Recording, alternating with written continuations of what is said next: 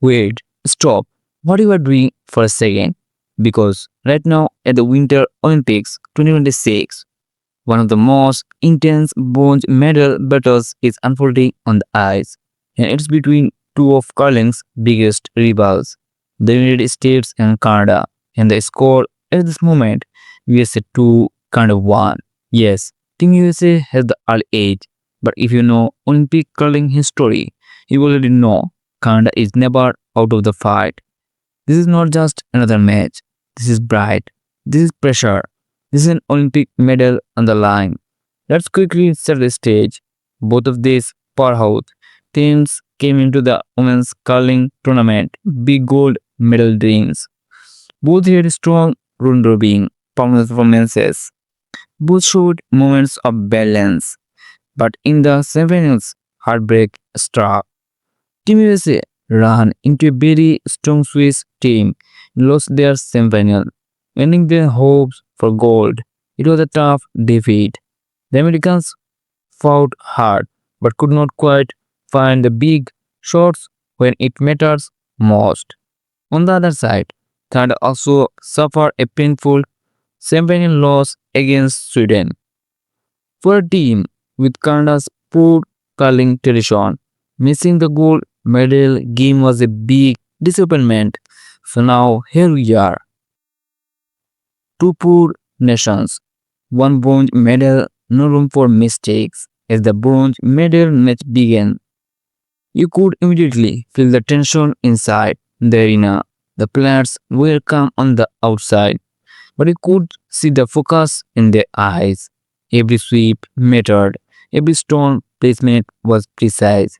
No one wanted to blind fast in the opening, and both teams played it very safe. Lots of defensive stones, careful positioning, testing each other. Then came the first breakthrough. Team USA managed to open the scoring and take in early 1-0 lead. It wasn't flashy, just smart, control, curling, exactly the kind of start you want in a medal game. Canada responded with patience, trying to build pressure in the next end. They were reading the ice carefully, communicating constantly and waiting for their opportunity. But the Americans stayed sharp. The sweeping has been strong so far in this match. The weight control looks solid, and most importantly, the shot selection has been very disciplined. The discipline helped USA extend the lead 2-1, putting Canada slightly on the back foot. Now let's talk about the mood of this game because honestly, this is where things get interesting. Even though the score difference is small, the pressure is huge. In Olympic curling, especially in natal games, momentum can flip very quickly. One miss take out, one guard placed a little too wide, and suddenly the intermatch changes.